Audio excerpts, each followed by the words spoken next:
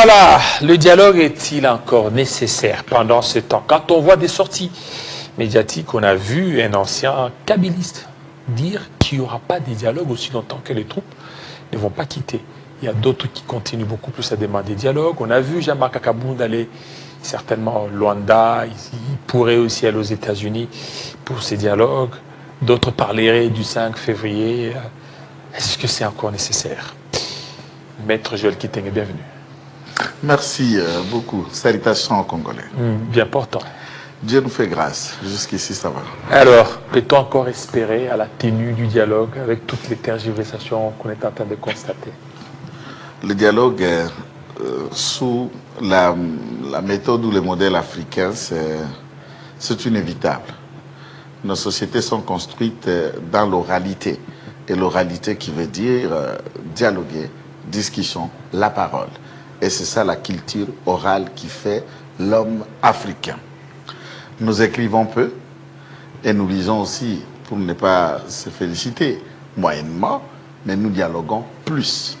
Et tout est transmission entre générations, des grands-parents aux aïeux, jusqu'aux nouvelles générations. Tout ce que nous retenons de bien, c'est ce que les parents nous ont dit, c'est ce que les grands-parents disaient, c'est ce que ceux qui ont dirigé le Congo ont dit. Certains ont couché ça dans les écrits.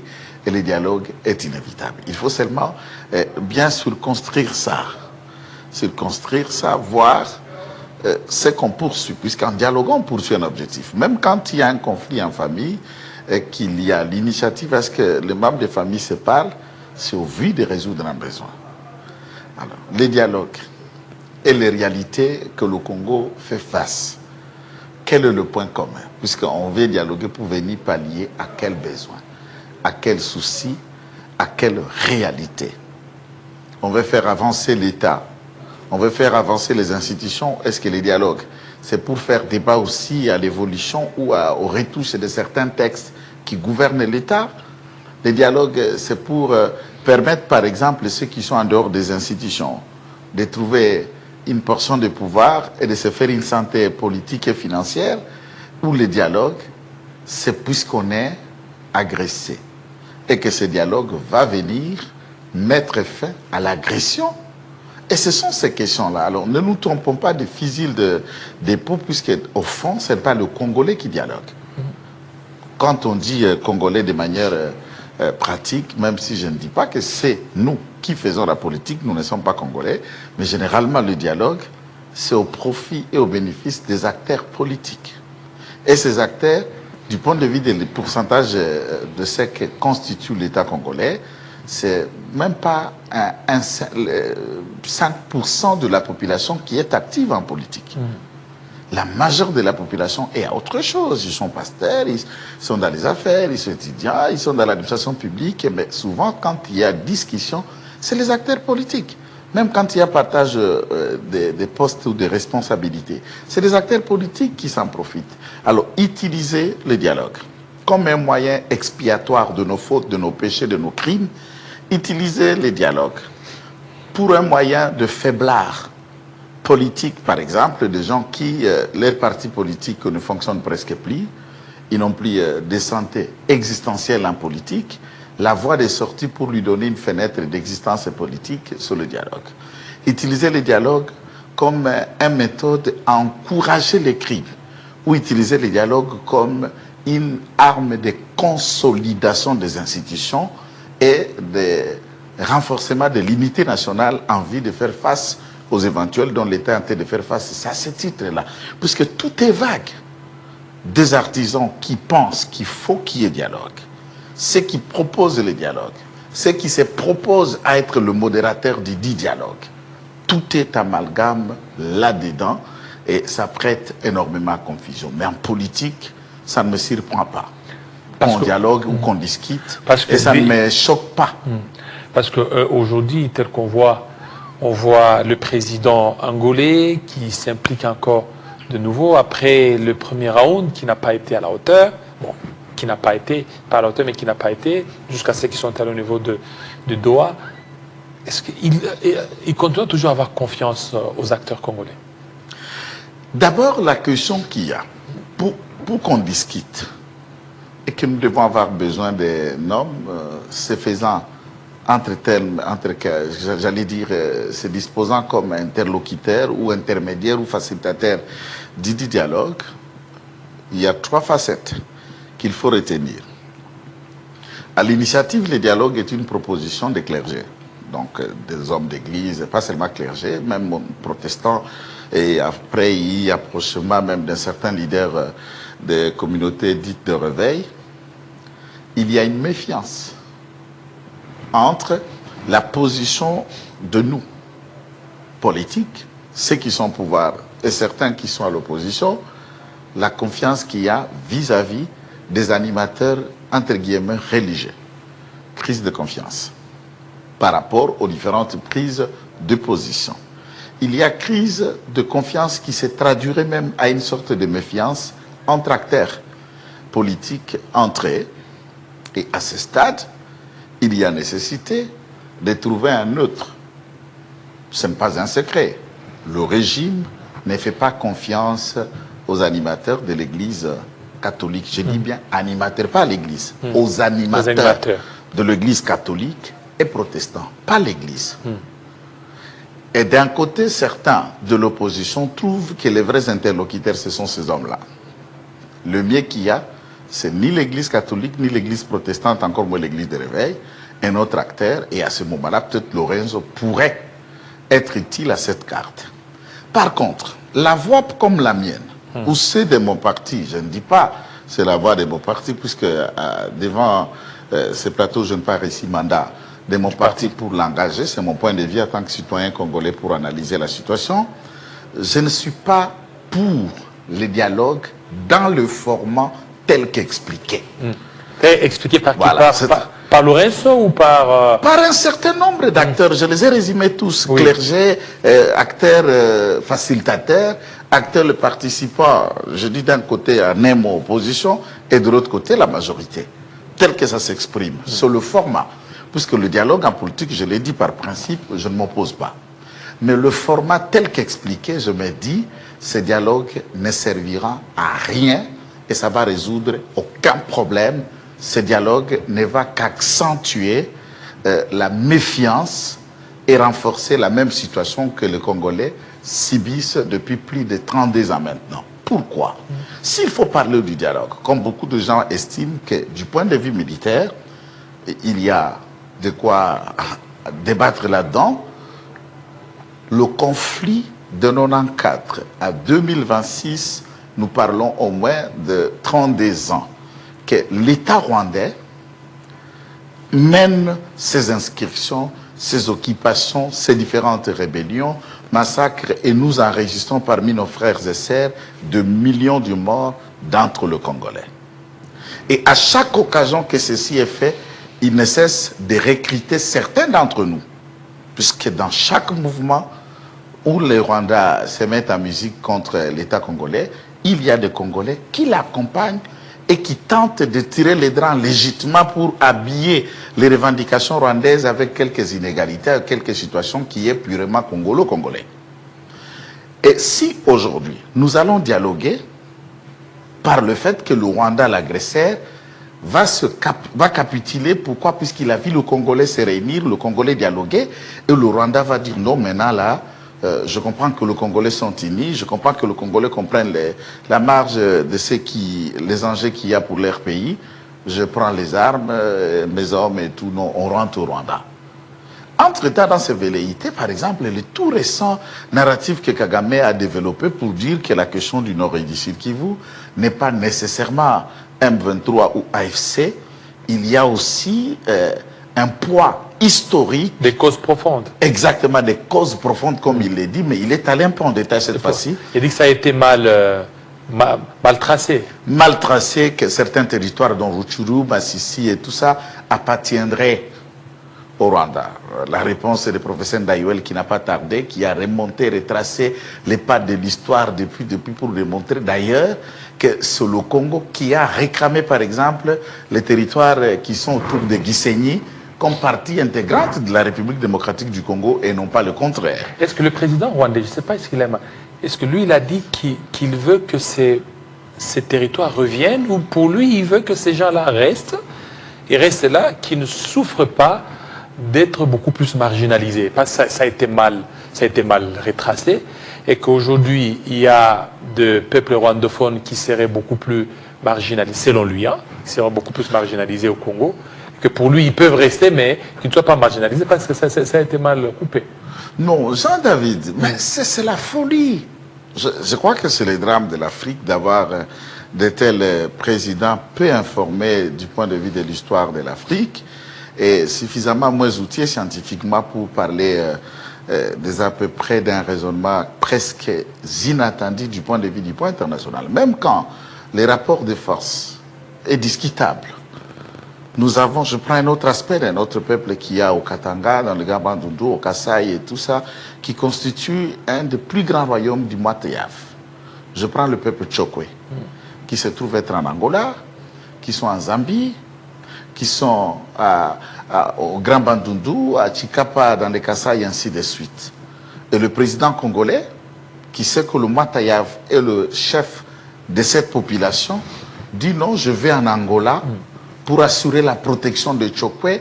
Pourquoi? Puisque Lorenzo ou le gouvernement angolais ne prend pas soin de Tchokwe, Tchokwe sont les miens. Est-ce que c'est concevable dans le raisonnement du monde en plein 21e siècle?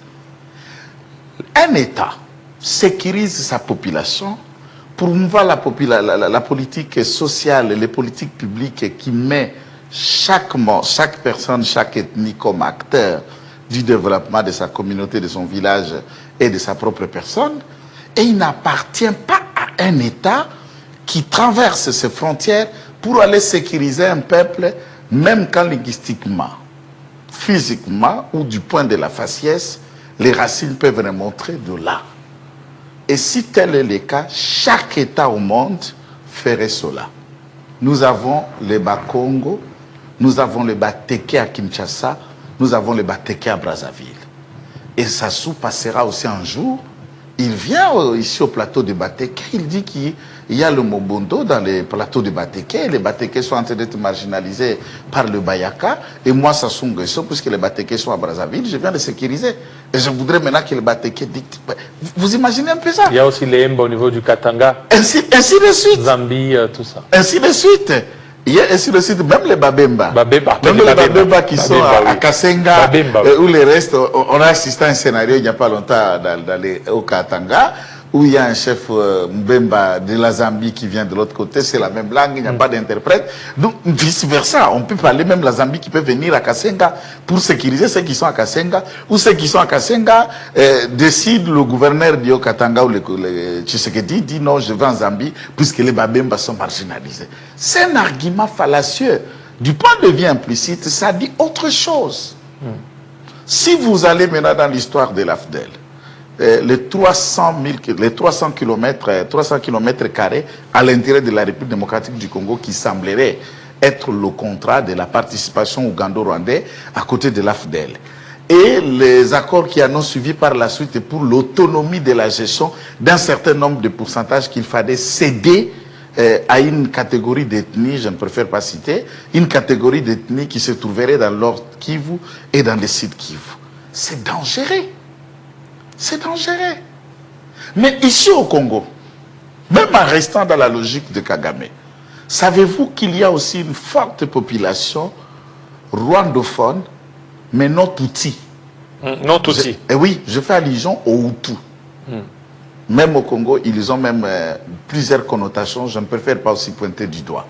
Ils ont même connotation tout en ayant un grand Mwami à Rutshuru.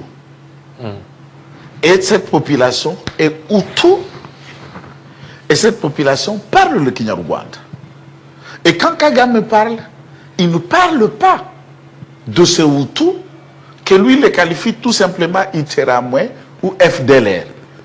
FDLR, Iteramwe dans leur majorité sont des ethnies Hutu. Si politiquement ils ont à quoi reprocher les gestionnaires du pouvoir qui sont mono-ethniques et Tutsi, il faut qu'il y ait aussi ouverture, tenir compte des autres rwandophones qui sont d'Admasisi et autres. Par exemple, au Parlement congolais, il y a eu débat, la vidéo avait circulé, qui n'est pas aussi un montage, où à l'époque, les sénateurs, à l'époque député Mwangachuchu, se querellaient, ont voulu se battre en plein hémicycle avec Justin Daishimi et les deux députés de Massissi. Et Justin Daishimi dit que les hommes de Mangachuchu empêchent mes hommes d'aller dans leur trou à creuser le minerai, ils se combattent, puisque moi je suis de la communauté Hutu, lui il est de la communauté Tutsi, tout se retrouve dans le massif. Quand le débat est toujours à un sens vis-à-vis des Tutsis, là c'est un appât. Et aucun Congolais ne peut tomber en bateau en tant que tel. Et pourtant, ici au Congo par exemple, je parle du point de vue militaire, de la police et du service de renseignement, même dans l'administration douanière, aucune ethnie, même pas ton ethnie, n'a autant de généraux que la même dite ethnie. Ton ethnie n'a pas autant de généraux que les Tutsis. Alors maintenant... C'est juste un exemple. Voilà, oui. À ce moment-là, ils sont traités, et bien traités, on en veut un peu plus. Alors si nous dialoguons, les résolutions de ces dialogues aura quelles contraintes aux revendications de Kagame? Entre Congolais, les revendications de frustration, de ceci, puisqu'on m'a pris ça, puisqu'on a fait ça, moi je veux qu'on ne fasse pas ceci, entre Congolais, on peut pallier, trouver un mode opérandi. Mais contraindre l'occupant, contraindre l'agresseur, nous les contraignons par quoi? Notre dialogue va l'affaiblir. Notre dialogue va le fléchir. Notre dialogue va lui arrêter d'une politique de plus de 30 ans qui est prédatrice. Là, on n'a pas parlé des aspects économiques qui visent le minerai, à exploiter toutes ces zones qui se trouvent à l'Est au profit de l'économie rwandaise. Et il va arrêter de le faire. Puisque Tshisekedi lui en a proposé plus que ce que l'accord des États-Unis le fait. À l'arrivée du pouvoir, même quand ça a été interprété très mal à l'époque, Bisserel s'était expliqué profondément là-dessus, ça a été mal compris. Tshisekedi a conclu des accords économiques et commerciaux avec Kagame, même des raffineries d'or qu'il fallait faire ici, faire ceci, même la compagnie d'aviation Rwanda, pour avoir un quartier général à Goma notamment, tout était dans l'échange puisqu'il est allé dans la logique, l'économie sous le pouvoir. Si celui-ci, ses idées sont beaucoup plus à exploiter ce qu'il y a au Congo, mais si on le fait ensemble, et le Congo et le Rwanda se retrouvent, ça lui calmerait l'esprit. Malgré ces accords économiques et commerciaux, ça n'a pas mis Kagame à l'aise de ne pas donner naissance au M23. Alors on lui donne ce qui est économique, il fait la guerre. On tente de co-gérer tout en mettant ceux qui prétendent les soutenir, il le requitte parmi les Congolais. Quel est le dialogue qui va plier Kagame? C'est ça ma question. Alors, ça sera quoi comme solution? La seule possibilité qu'il y a, le Congolais que nous sommes, que vous soyez opposant ou être requitté par Kagame, une identité que vous ne pouvez pas dérober, c'est le fait d'appartenir à la République démocratique du Congo. Et les réclamations de Kagame vont à la contre du droit et de l'intérêt de tout Congolais, opposants ou ceux de la majorité. Alors mais là, il faut quoi? Alors mais là, il faut qu'ils se parlent. Oui, le Congolais doivent se parler. Ils doivent se parler pour faire front commun et puis contraindre les velléités. Moi, je reviens dans la jurisprudence. Dans la pratique, moi, je suis juriste, je reste un peu dans la logique de ma formation. La théorie qu'a dirigée M. Kabila à l'époque demeure aussi une des théories qu'il faut puiser en termes de jurisprudence. Les étapes qui ont concouru à la mise en place du dialogue global et inclusif, entre guillemets, dialogue intercongolais, avaient eu de préalables importantes. La discussion entre le gouvernement de Kinshasa à l'époque et les preneurs d'armes, qu'on appelait à l'époque les composantes et entités les belligérants. Il y a eu des accords de Pretoria, de Lusaka, de San City et de Gaborone, qui ces accords-là n'étaient pas... Bon, c'est la matrice qui a donné naissance au dialogue intercongolais, mais c'était d'abord entre ceux qui avaient les armes, d'un côté RCD, MLC, KML et tous les autres.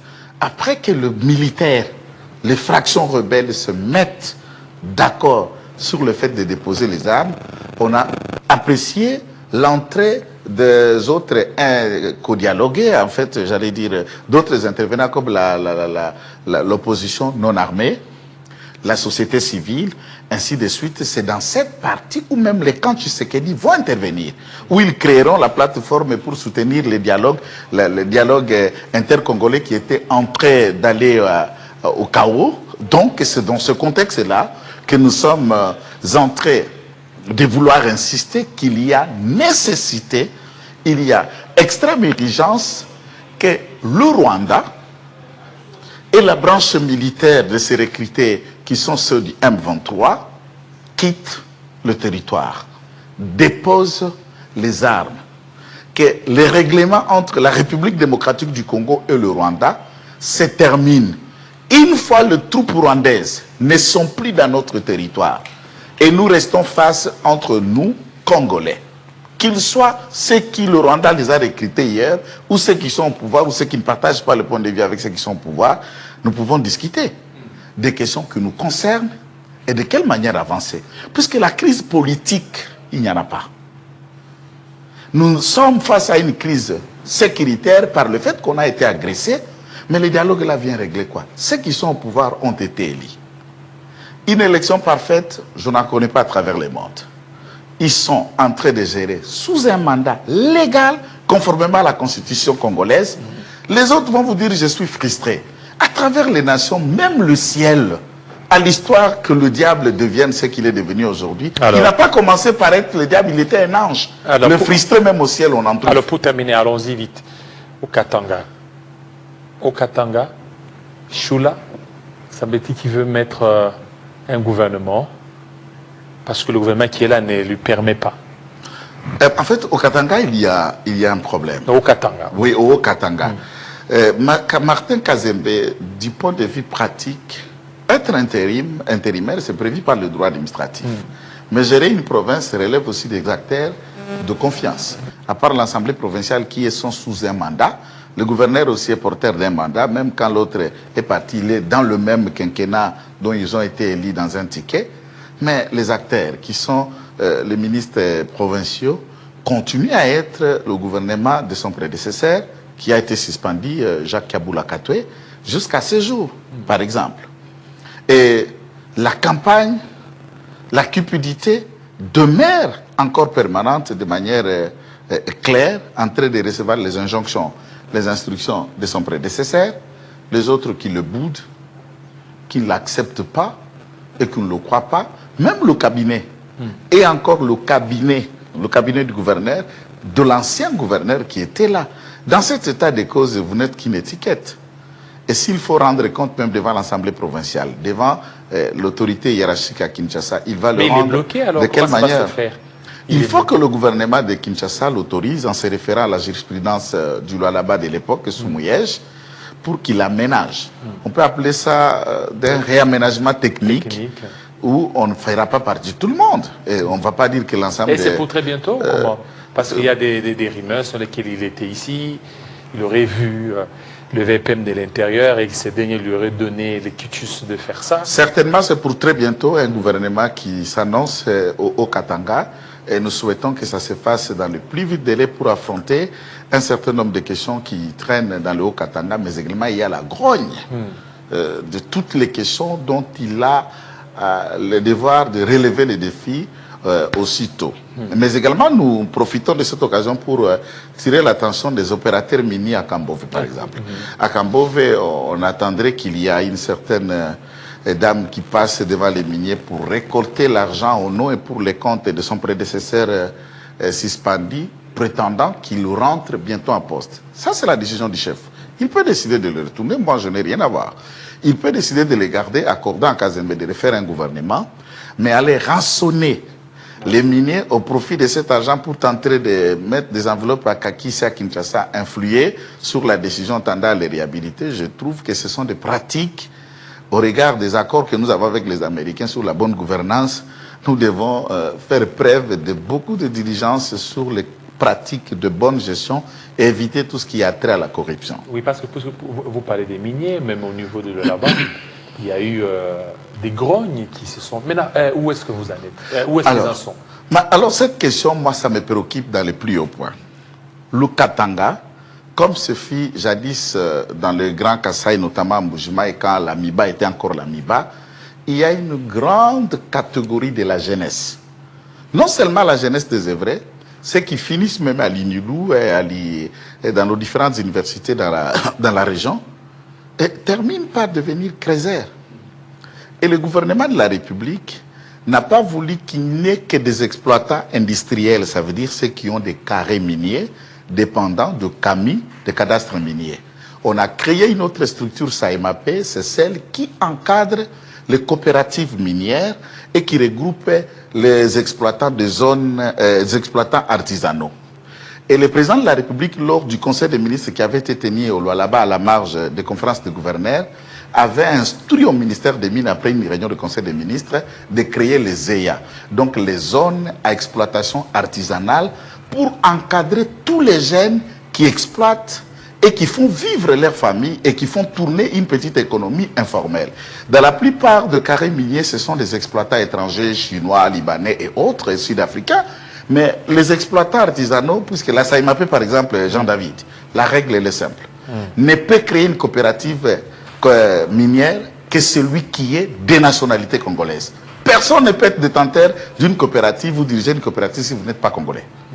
À ce stade, ces gens sont catégorifiés. Et je vis, il y a le débat qui s'apprennent au DG de SAEMAP qui a tant matérialisé l'idée du président de la République et la lettre même du ministre Watoun qui est la base de ces problèmes qui se trouvent au Katanga, tout comme au Lualaba, des grèves et des réactions. C'est des centaines de milliers de jeunes qui se verront empêchés de trouver un enfant à nourrir leur famille. Et vous voulez jeter ces jeunes Katangais et Lualabais au mai 23, par exemple. La décision a été partiellement levée, non? Cette décision a été partiellement levée.